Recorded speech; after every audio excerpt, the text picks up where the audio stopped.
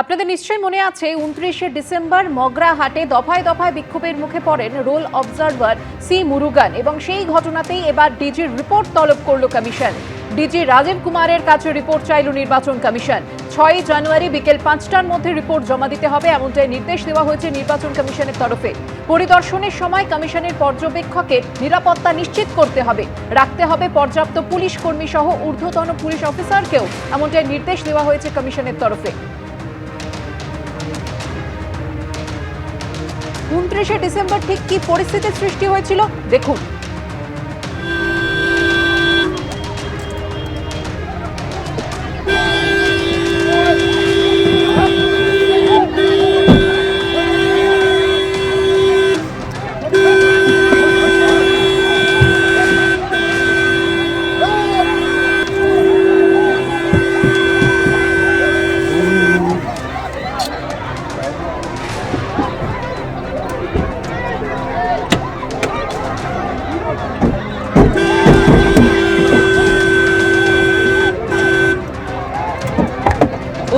ডিসেম্বরের ছবি আপনারা দেখতে পাচ্ছেন। মগরাহাটে একেবারে সি মুরুগানের গাড়ি ঘিরে যেভাবে বিক্ষোভ দেখানো হয় পুলিশের সামনেই গোটা বিষয়টা ঘটে এবং মহিলারা তারা বিক্ষোভ দেখান, গাড়ির বনেটে একের পর এক চাপড় পড়ে। তবে এর আগে যে হিয়ারিং সেন্টারে সি মুরুগান গিয়েছিলেন শুনানির পরিস্থিতি খতিয়ে দেখতে, সেখানে তাকে ঘিরে বিক্ষোভ দেখানো হয়। একেবারে সেই ছবি রেখেছি আপনাদের সামনে।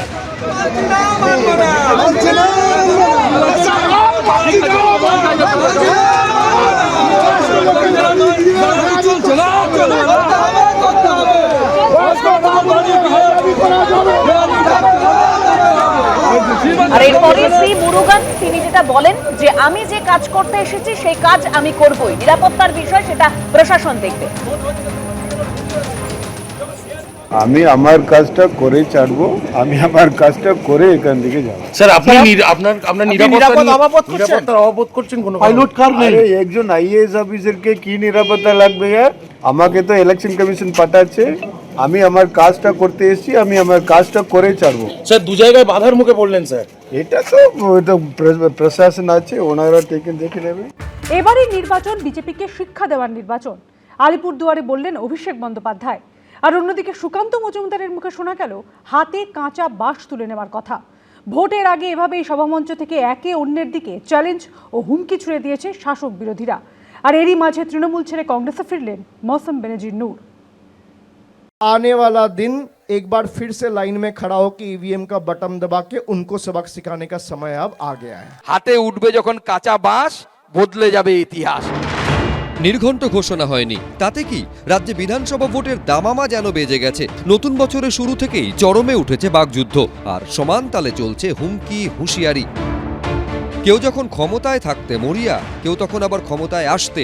শুক্রবার দক্ষিণ 24 পরগনার বারুইপুরে রণসংকল্প সভা করেছিলেন অভিষেক বন্দ্যোপাধ্যায়। আর শনিবার আলিপুরদুয়ারে চা শ্রমিকদের মন জয়ের চেষ্টা করলেন তৃণমূলের সর্বভারতীয় সাধারণ সম্পাদক। আগের দিনের মতো এদিনও তার সভামঞ্চে তৈরি করা হয়েছিল র্যাম্প। সেখান থেকেই বিজেপি সাংসদদের সাপের সঙ্গে তুলনা করলেন অভিষেক বন্দ্যোপাধ্যায়। बीजेपी का 18 सांसद था, 6 हार गए, 12 पे आ गए, लेकिन बीजेपी के सांसद और सांप एक है। मौका मिलेगा तो आप ही को काटेगा। इस बार तृणमूल को पूरी ताकत के साथ आप जिताएंगे। फिर अगर आपको नहीं लगा कि भाई तृणमूल को जिता के फायदा नहीं हुआ, फिर आपको 29 में वोट देने का मौका मिलेगा, हटा देना। যখন এইভাবে বিজেপিকে আক্রমণ করলেন অভিষেক বন্দ্যোপাধ্যায়, তখন পশ্চিম মেদিনীপুরের দাসপুরে পরিবর্তন সংকল্প সভা থেকে হুঁশিয়ারি দিতে শোনা গেল সুকান্ত মজুমদারকে। মোটা বাঁশ নেবেন, বাঁশ নিয়ে তার উপরে ঝান্ডাটা রেখে পেরেক দিয়ে মেনে দেবেন। তাহলে দুটো সুবিধা আছে, মোটা ডান্ডা হবে, ভালো করে ধরাও যাবে, মারাও যাবে যখন প্রয়োজন পড়বে, আর ঝান্ডার দিকটা দিয়ে মারলে পরে পেরেকটাও থাকবে, ওটা দিয়ে ভালো করে লাগবে। শনিবার ধূপগুড়িতে পরিবর্তন সংকল্প সভা করেন বিজেপি নেতা মিঠুন চক্রবর্তীও। টিএমসির অ্যাকচুয়ালি পুরো নামটা কি জানেন? Terror manufacturing company. এরা টেরার তৈরি করা ছাড়া কিচ্ছু জানে না। মিঠুন চক্রবর্তীর নামে জীবনে একবারই এমপি লেখা ছিল, সেটা কিন্তু তৃণমূল কংগ্রেসের এমপি। একটা অকৃতজ্ঞ, বেঈমান, দলবদলু, সুবিধাবাদী, গিরগিটি, তার আবার মুখে সব কথা কিসের? এসবের মধ্যেই বিধানসভা ভোটের মুখে তৃণমূল ছেড়ে কংগ্রেসে ফিরলেন রাজ্যসভার সাংসদ মৌসম বেনজির নূর। আমি আজকে তৃণমূল কংগ্রেস থেকে রিজাইন করেছি। আমাদের নেত্রী মমতা বন্দ্যোপাধ্যায়, ওনাকে তৃণমূল কংগ্রেসের নেত্রী, ওনাকে আমি রেজিগনেশন লেটার অলরেডি পাঠিয়ে দিয়েছি। একদিকে চলছে এসআইআর এর শুনানি পর্ব, অন্যদিকে হুমকি হুঁশিয়ারিতে সরগরম ভোটমুখী পশ্চিমবঙ্গ। শুভেন্দু ভট্টাচার্য, সোমনাথ দাস, বিটন চক্রবর্তী, এবিপি আনন্দ। বিজেপি সাংসদদের সাপের সঙ্গে তুলনা করে তীব্র আক্রমণ শানালেন অভিষেক বন্দ্যোপাধ্যায়। পাল্টা উত্তর দিল বিজেপিও। শনিবার তৃণমূলের সর্বভারতীয় সাধারণ সম্পাদক বলেন, আলিপুরদুয়ারে হেরে গেলেও তাদের সরকার শুধু লক্ষ্মীর ভাণ্ডার প্রকল্পেই সেখানে 5 বছরে 1500 কোটি টাকা খরচ করেছে। এমনকি চা বাগান খোলা নিয়ে নরেন্দ্র মোদীর প্রসঙ্গ উল্লেখ করে আক্রমণ করেন অভিষেক বন্দ্যোপাধ্যায়। উত্তর এসেছে বিজেপির তরফেও। बीजेपी के सांसद और सांप एक है, मौका मिलेगा तो आप ही को काटेगा। আমি মনে করি না এগুলো রাজনীতির ভাষা। বারুইপুরের পর আলিপুরদুয়ার, দক্ষিণে শক্ত ঘাঁটি থেকে উত্তরে কার্যত সাংগঠনিকভাবে দুর্বল কেন্দ্র আলিপুরদুয়ারে এবার বিধানসভা ভোটের প্রচারে ডঙ্কা বাজিয়ে দিলেন অভিষেক বন্দ্যোপাধ্যায়। আর সেখান থেকে বিজেপিকে একেবারে চাঁচা ছোলা ভাষায় আক্রমণ করলেন তৃণমূলের সর্বভারতীয় সাধারণ সম্পাদক। बीजेपी के सांसद और सांप एक है। आप अगर अपने घर के पीछे एक सांप छोड़ दो, 2 सांप छोड़ दो, 18 सांप छोड़ दो या 12 सांप छोड़ दो, सांप तो सांप ही रहेगा। मौका मिलेगा तो आप ही को काटेगा। आप जिसको दूध पिला के बड़ा किया वही आपको काटेगा, वही सांप। तो इस बार भाई एक भी सांप नहीं रखना इस बंगाल का मिट्टी में, और खास करके इस अलीपुरदुआर का मिट्टी में। এই ধরনের মন্তব্য কোনো রাজনীতিবিদ থেকে এবং যিনি এত বড় একটা সর্বভারতীয় দলের উত্তরাধিকারী হতে চলেছেন তার কাছ থেকে প্রত্যাশা করেন। চলতি মাসে 19 দিনে 26টি সভা করার কথা রয়েছে অভিষেক বন্দ্যোপাধ্যায়ের। আর দ্বিতীয় সভাটি এদিন ছিল আলিপুরদুয়ারে, এমন একটি জেলা যেখানে ভোটের ফলের নিরিখে তৃণমূলের থেকে কয়েক কদম এগিয়ে রয়েছে বিজেপি।